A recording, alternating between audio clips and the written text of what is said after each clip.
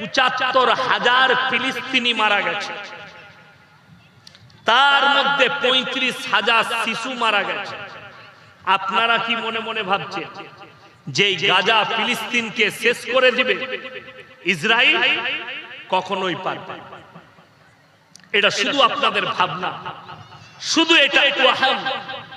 আপনি ভাবছেন এটা আপনার স্বপ্নর মতো। ইসরায়েলের স্বপ্ন কোনোদিন পূরণ হবে না। কেন? আল আকসার ময়দানটাই হবে কিয়ামতের ময়দান। কিয়ামতের আলামত বৈজ্ঞানিকদের মতে যে আল্লাহর নবী যে হাদিস বর্ণনা করেছে সেই মোতাবেক সত্য হতে চলেছে। তার ১ নম্বর প্রুফ হচ্ছে ফোরাত নদীর পানিটা শুকিয়ে আসছে। ফোরাত নদীটা শুধু দুনিয়ার নয়, ওই নদীটা জান্নাতে থাকবে। সাইহান, জাইহান, ফোরাত আর নীল নদী, এই 4টা নদী জান্নাতের নদী। দুনিয়াতেও আছে, জান্নাতেও থাকবে। জান্নাতেও থাকবে সাইহান, জাইহান, ফোরাত আর নীল, এই 4টা নদী। এই ফোরাত নদীটা যখন শুকাবে, এর মধ্যে থেকে সুবিশাল সোনার পাহাড়ের আকৃতি নিবে, বেরিয়ে আসবে। সেইটা নিয়ে ৩য় বিশ্বযুদ্ধ হবে গোটা পৃথিবী জুড়ে, গোটা পৃথিবী। ওইটার কারণে এখন আমেরিকা, রাশিয়া, চায়না উঠে পড়ে লেগেছে পৃথিবীর শক্তিটাকে ধরা। এখন জানেন পৃথিবীতে তেল দেখছেন, আমরা পেট্রোলে গাড়ি চালাচ্ছি না, চালাই না, পেট্রোল ডিজেল। কিয়ামতের পূর্বে এই পেট্রোল ডিজেল বিলুপ্ত হয়ে যাবে। গাড়ি ঘোড়া চলবে কি করে? ক্যাথলিন বলে একটা ম্যাটেরিয়ালস আছে, জানেন? আল্লাহর রাসূলের হাদিস কত সত্য হবে শুনেলেন। খোরাসান থেকে একটা দল বের হবে, তাদের কাছে সব থেকে পৃথিবীর আধুনিক হাতিয়ার থাকবে। আধুনিক হাতিয়ার তার কাছেই হবে যার কাছে সম্পদ বেশি থাকবে।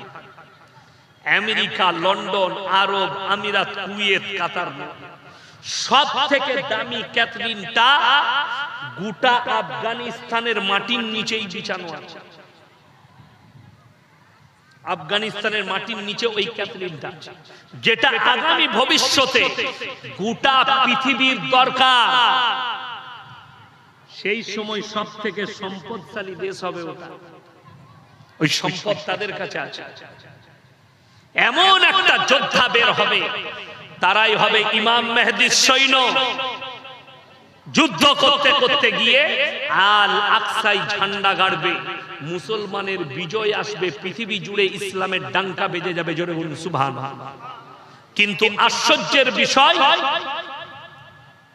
আল্লাহ রাসূল সাল্লাল্লাহু আলাইহি সাল্লাম মুসান্নাদ ইবনে আবু শাইবার হাদিস নবীজি বর্ণনা করলেন যে গোটা পৃথিবীতে, হে আমার সাহাবীরা, মসজিদগুলো নামাজিতে ভরে যাবে। নবীজি বললেন, শোনো, নামাজিতে ভরে যাবে, কিন্তু নামাজিগুলো কেমন হবে? নামাজিগুলো হবে সুদখোর নামাজি। বড় বড় অট্টালিকা বাড়ি বানাবে, শপিং মল বানাবে। ইমানদার খুঁজে পাওয়া মুশকিল হবে। মুসান্নাদ ইবনে আবু শাইবার হাদিস। আপনার চোখ দিয়ে পানি আসা দরকার। আমরা কি সেই যুগে অতিক্রম করতে চলেছি? আমার বর্ধমানে কিছু গ্রামে ম্যাক্সিমাম সুদখোর হয়েছে। আজকে দেখলে একটা ইমানদার ব্যক্তি ১,০০০ টাকা মসজিদে দান করলে তার সম্মান হয় না, কিন্তু একটা সুদখোর ১ লাখ টাকা দিলে তাকে গলার মালা পরায়। কিয়ামত কত কাছে বলে দিই, কিয়ামত কিভাবে কাছে আসছে। আপনার বাজারে যদি একটা ছেলে, গরিবের ছেলে, এতিমের ছেলে 10 টাকা চুরি করে কোন দোকানে, একটা বিস্কুট চুরি করেছে, একটা চিপস চুরি করেছে, তাকে গাছে বেঁধে মারছে। ঠিক বললাম না ভুল বললাম? অথচ যে লোকটা কওমের কোটি কোটি টাকা চুরি করেছে, তাকে আমরা স্টেজে গলার মালা পরাচ্ছি, সম্মান জানাচ্ছি। কিয়ামতের আলামত। চোররা সম্মান পাবে, ইমানদারদের বেইজ্জতি করা হবে। এমন একটা যুগ এসছে আমার যারা বাবাজি বাপের বয়সী বসে আছে জিজ্ঞেস করুন, এই যে দাড়ি পেকে গেছে ইনাদের বাপ দাদর যুগটা ছিল এমন, মানুষ ভয়ে মিথ্যা কথা বলতো না, যে গুনাহ হবে পাপ হবে বলে। আজকে এমন একটা যুগ এসছে, মানুষ সত্য কথা বলতে ভয় খাচ্ছে, কেউ কলারটা টিপে ধরবে বলে। সত্য বিলুপ্ত, মিথ্যা প্রকাশ পেল। ওই জন্য কোরআন শুনিয়ে দিই, আখরি জামানার লোক জান্নাতে বেশি যাবে না তার আগের জামানার লোক বেশি জান্নাতে যাবে? কোরআন শুনেন, সাবিকুনা সাবিকুন উলাইকাল মুকাররাবুন ফি জান্নাতিন নাঈম সুল্লাতুম মিনাল আউয়ালিন ওয়া কালিলুম মিনাল আখিরিন। কোরআন, সাবিকুনা সাবিকুনা উলাইকাল মুকাররাবুন ফি জান্নাতিন নাঈম, তোমাদের পূর্ববর্তীদের মধ্যে থেকে বেশি সংখ্যক লোক জান্নাতে যাবে, আর তোমাদের মধ্যে থেকে অল্প সংখ্যক লোক জান্নাতে যাবে। এটা কোরআন। কেন?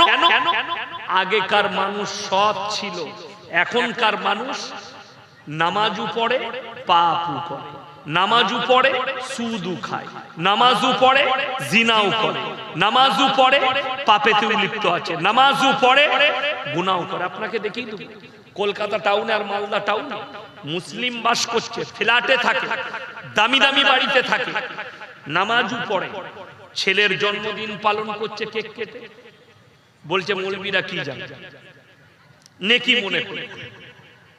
আপনারা দেখাতে পারবেন কিয়ামতের আলামত বলে দিই, আল্লাহর কৃপায় এই যে মাদ্রাসা বাগিচাপুর মাদ্রাসা যেখানে জলসা করছি, এই মাদ্রাসার বরকত জানেন, এই কোরআনের বরকত জানেন, দাড়ি টুপির বরকত আমি আপনাকে হিন্দুস্তানে দেখিয়ে দিচ্ছি।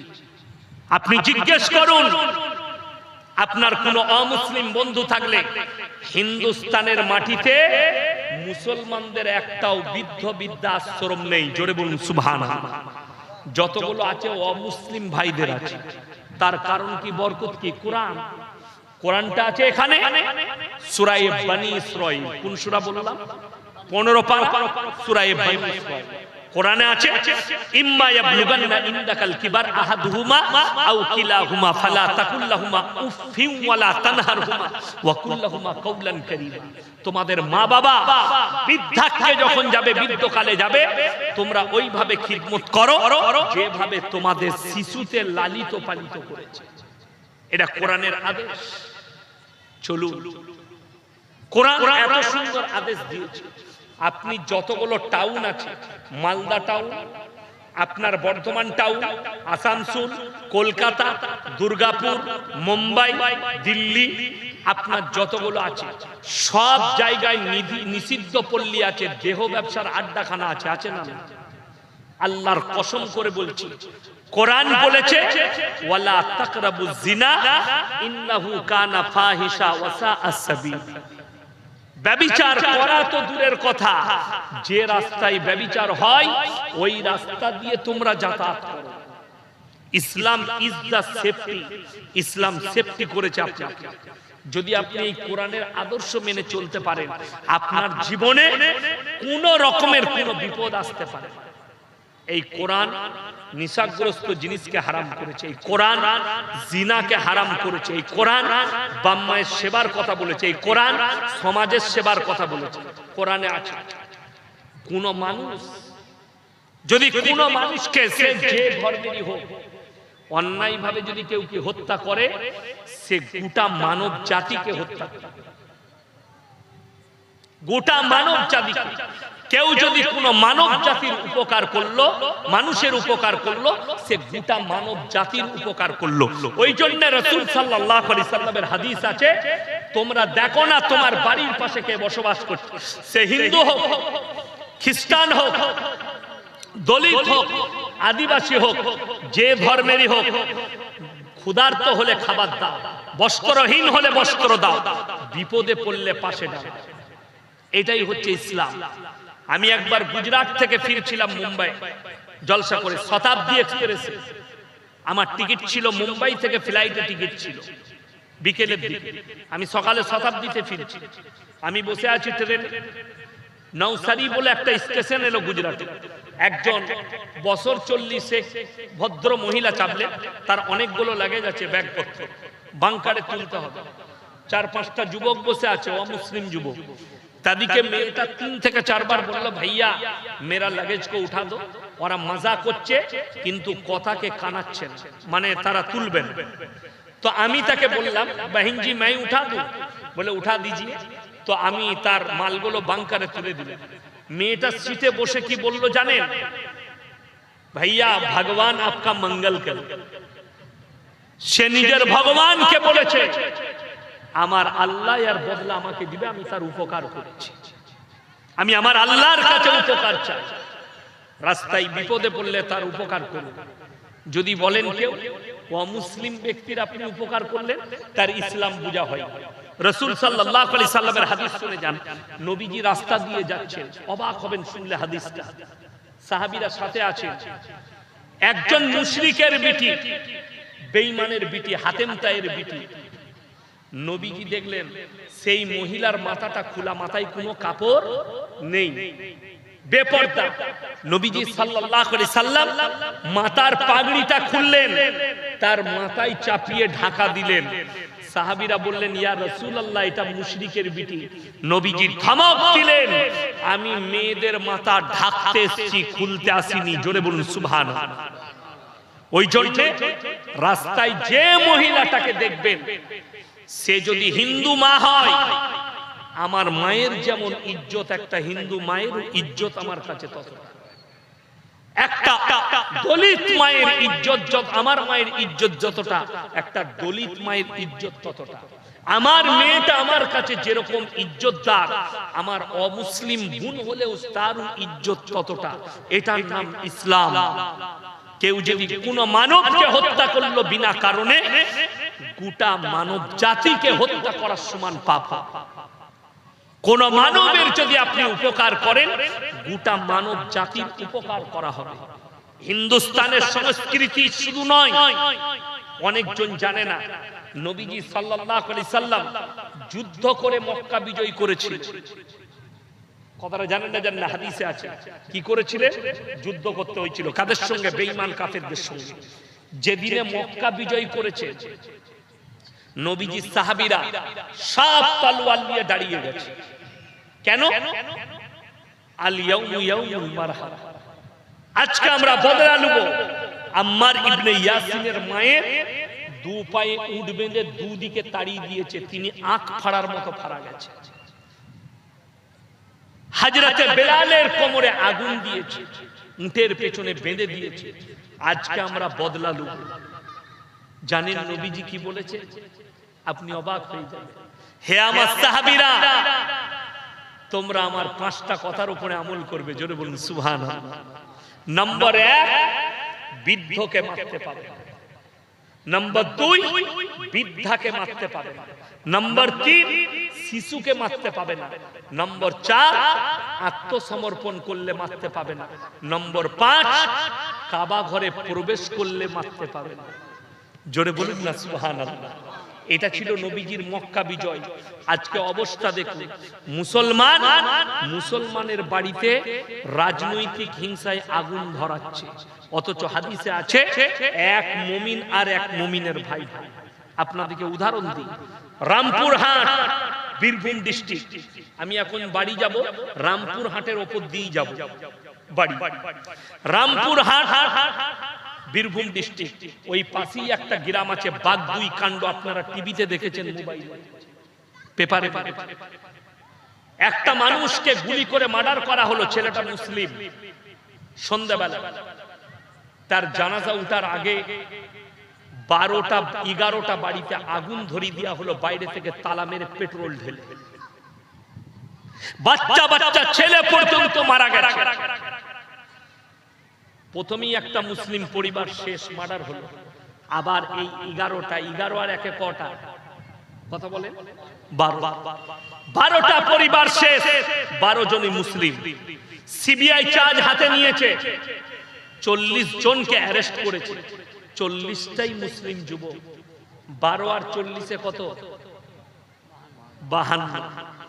52টা মুসলিম পরিবার শেষ, মেরেছে মুসলমান, মরেছে মুসলমান, জেলেতে মুসলমান।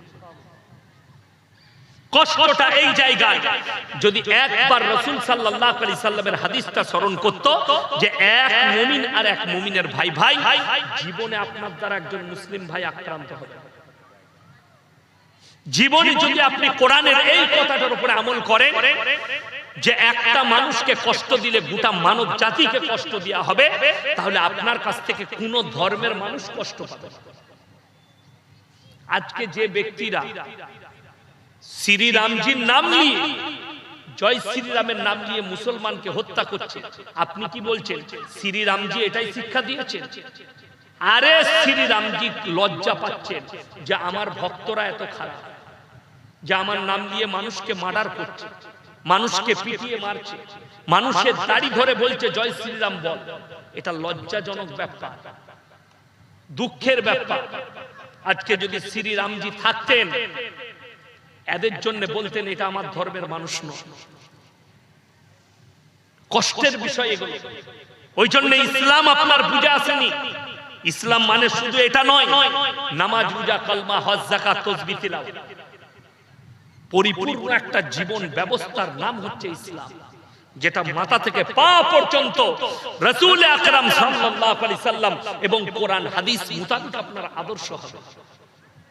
আপনি অবাক হবেন, আল্লাহ নবী সাল্লাল্লাহু আলাইহি সাল্লাম হাদিস বর্ণনা করলেন, হে আমার সাহাবীরা শোনো, তোমরা বাড়ির দেওয়ালটা এতটা উঁচু করো না যে পাশের বাড়ির গরিবের গরিবিটা না দেখতে, তার খোঁজটাও রাখতে হবে।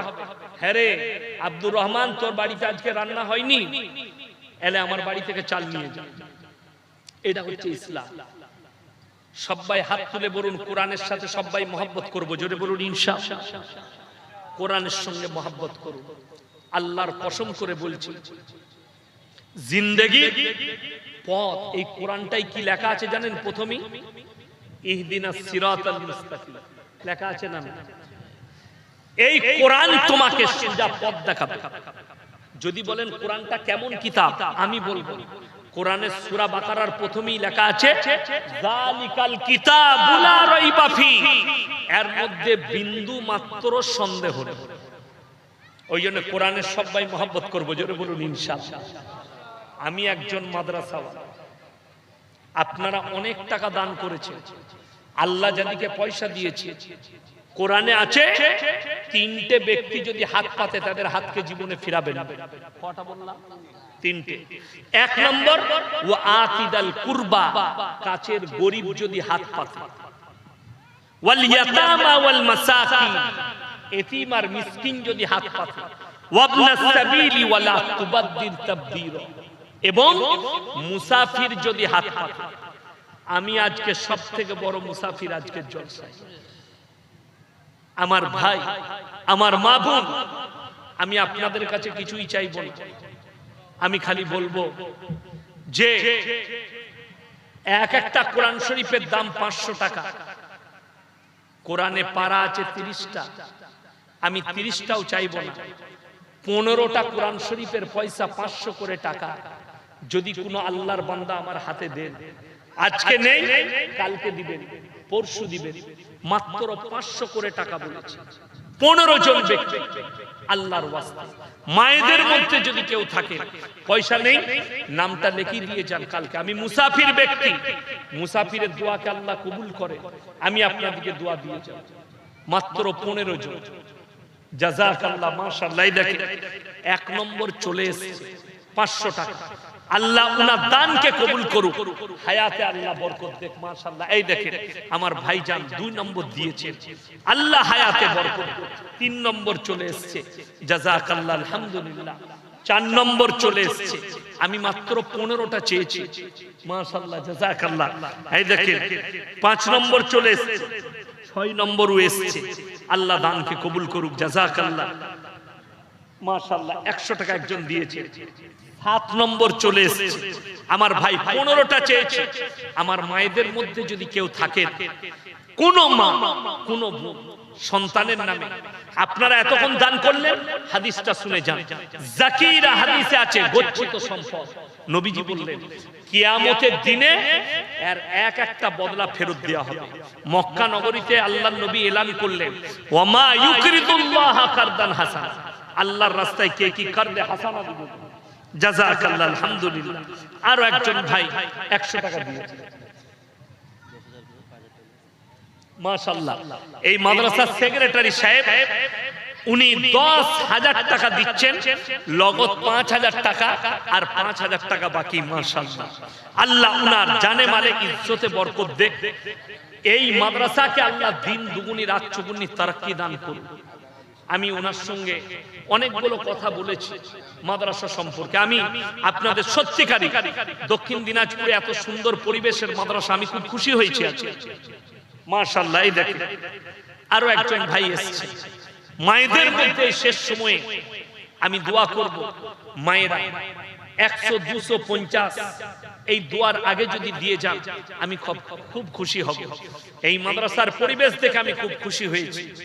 এই মাদ্রাসার যত কমিটি আছে আল্লাহ সকলে হায়াতে বরকত দেয়, সেক্রেটারিকে আল্লাহ সুস্থ রাখুক, ওনার হায়াতে বরকত দেয়, মাশাআল্লাহ। আরো একজন ভাই দিয়ে গেলেন।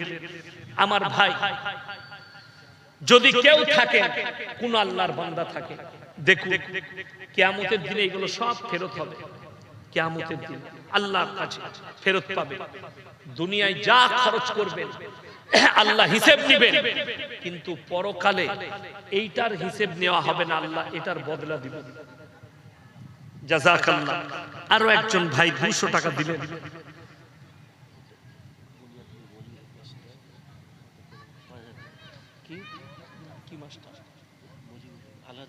আচ্ছা, আলহাজ মুজিবুর রহমান মাস্টার সাহেব, উনি বুনিয়াদপুরের, উনি 5,000 টাকা দিয়েছেন। আল্লাহ দানকে কবুল করুক। আরো একজন আমার বাবাজি, উনি 500 টাকা দিলেন, মাশাআল্লাহ। 70 শেখ 5,000 টাকা বাকি। আল্লাহ ওনার হায়াতে বরকত দেখ, জানে মালে ইজ্জতে বরকত দেখ। আল্লাহ তাআলা হাজী সাহেবের ইজ্জতে বরকত দেখ, আল্লাহ ওনাদের কারবারে বরকত দেখ। আল্লাহ এইভাবে দিনের সাথে জুড়ে রেখে দেখ। দেখুন ভাই, এটা মাদ্রাসার জলসা। আমি একজন মাদ্রাসাওয়ালা, ভাই সাহেব এলানি করেছিল প্রধান বক্তা আদায় করবেন। আমি কেন চাইছি, এইখানে শুধু আপনারা কমিটির লোক নেকি পাবে তা হলে হবে না, আমাকেও নেকি পেতে হবে। তাই আমি একটু হাত বাড়ালাম আপনাদের কাছে, ভিক্ষা হিসাবে চাইলাম, মাশাআল্লাহ। আচ্ছা আচ্ছা, আমি ব্যবসা, মাশাআল্লাহ, 1000 টাকা। আমি আফাজুল শেখ 1000 টাকা, মাশাআল্লাহ। অসুস্থ, আল্লাহ সুস্থতা দান করুক। আল্লাহ জানে মালে ইজ্জতে বরকত দেখ, কারবারে আল্লাহ বরকত দেখ, মাশাআল্লাহ। মায়েদের কাছ থেকে একজন মা 100 টাকার মতো পাঠিয়েছেন। আল্লাহ দানকে কবুল করুক, হায়াতে আল্লাহ বরকত, মাশাআল্লাহ। সাইদুর রহমান ভাই মাদ্রাসায় একটা ফ্যান দান করেছেন। আল্লাহ দানকে কবুল করুক, নেক নিয়তকে আল্লাহ পুরো করুক। মামুন মুরাদ ভাই বিশ্বাসপুকুরে বাড়ি, বিশাপুকুর, 5,000 টাকা দিয়েছেন। আল্লাহ দানকে কবুল করুক, নেক নিয়তকে আল্লাহ পুরো করুক, মাশাআল্লাহ। ভাই হাঁটতে পারে না, ওই জন্য 150 টাকা দিয়েছেন। আল্লাহ তাআলা, আল্লাহ তুমি তাকে তোমার দয়ায় তাকে চালিয়ে দাও। যে ডাক্তারের কাছে গেলে ভালো হবে সে ডাক্তারের কাছে আল্লাহ তুমি পৌঁছে দাও। যে ওষুধ খেলে ভালো হবে সে ওষুধের কাছে আল্লাহ তুমি পৌঁছে দাও। আমার মা, আমার বোন, আর কে আছেন, কোন ভাই আছেন, আমার কোন চাচাজি আছেন, কোন আল্লাহর বান্দা আছেন, এই